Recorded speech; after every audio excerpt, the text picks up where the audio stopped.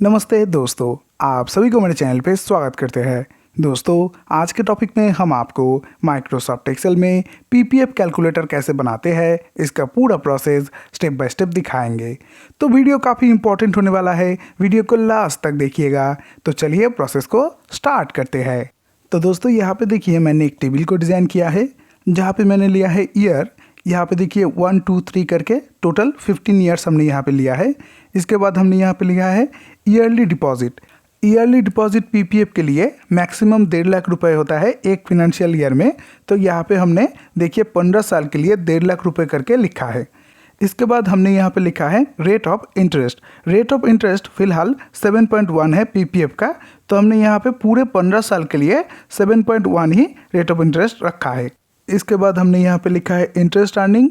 यहाँ पे जो इंटरेस्ट अमाउंट होगा वो हम यहाँ पे आपको कैलकुलेट करके दिखाएंगे पूरे 15 साल के लिए। इसके बाद हमने यहाँ पे लिखा है एंड ऑफ ईयर बैलेंस, मतलब कि हर साल के एंड में विथ इंटरेस्ट आपका कितना बैलेंस होगा वो हम यहाँ पे आपको कैलकुलेट करके दिखाएंगे। तो दोस्तों, सबसे पहले हम यहाँ पे इंटरेस्ट अर्निंग को कैलकुलेट करेंगे। तो इसके लिए आपको यहाँ पे लिखना है इक्वल देने के बाद आपको ईयरली डिपॉजिट के इस सेल को सिलेक्ट करना है। सिलेक्ट करने के बाद इनटू रेट ऑफ इंटरेस्ट के इस सेल को सिलेक्ट करना है। सिलेक्ट करने के बाद रेट ऑफ इंटरेस्ट के इस सेल को F4 की प्रेस करके आपको लॉक कर लेना है। जस्ट एक बार एंटर प्रेस करेंगे। एंटर प्रेस करने के साथ ही यहाँ पे देखिए पहले साल का जो इंटरेस्ट अमाउंट है वो यहाँ पे कैलकुलेट हो चुका है। अब दोस्तों, हम यहाँ पे एंड ऑफ ईयर बैलेंस को कैलकुलेट करेंगे। तो इसके लिए आपको यहाँ पे लिखना है इक्वल देने के बाद आपको यहाँ पे ईयरली डिपॉजिट के इस सेल को सिलेक्ट करना है प्लस इंटरेस्ट अर्निंग के इस सेल को सिलेक्ट करना है। सिलेक्ट करने के बाद जस्ट एक बार एंटर प्रेस करेंगे। एंटर प्रेस करने के साथ ही यहाँ पे देखिए पहले साल का जो एंड ऑफ ईयर बैलेंस है वो यहाँ पे कैलकुलेट हो चुका है। अब हम दोस्तों यहाँ पे दूसरे साल के इंटरेस्ट अर्निंग को कैलकुलेट करेंगे। इसके लिए आपको यहाँ पे लिखना है इक्वल देने के बाद आपको फर्स्ट ब्रैकेट को ओपन कर लेना है और उसके अंदर आपको एंड ऑफ ईयर के बैलेंस को सिलेक्ट करना है। सिलेक्ट करने के बाद आपको यहाँ पे देना होगा प्लस साइन और इसके साथ आपको ईयरली डिपॉजिट के इस सेल को सिलेक्ट करना है। सिलेक्ट करने के बाद ब्रैकेट को क्लोज करेंगे। इनटू देने के बाद आपको रेट ऑफ इंटरेस्ट के इस सेल को सिलेक्ट करना है। सिलेक्ट करने के बाद जस्ट एक बार एंटर प्रेस करना है।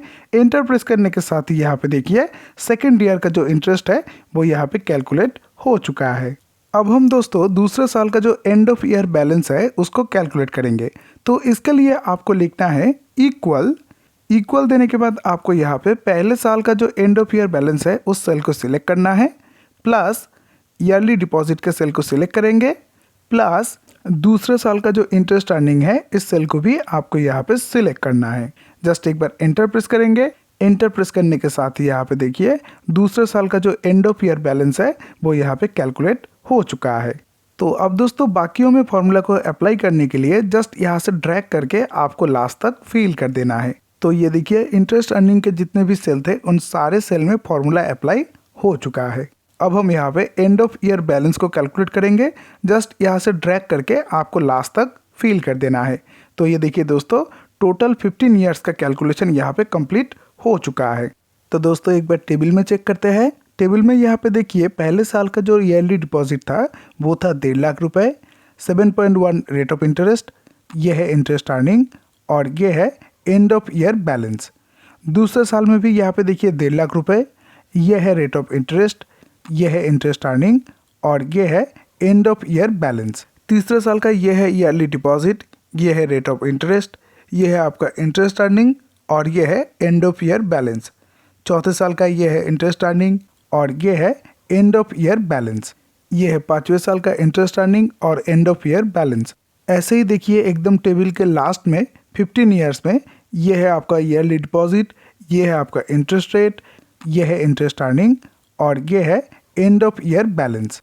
तो दोस्तों, 15 साल तक बिल्कुल ऐसे ही अगर आप पीपीएफ में इन्वेस्ट करते हो तो 15 ईयर्स के बाद आपका जो मैच्योरिटी अमाउंट आएगा वो आएगा 40,68,209 रुपये।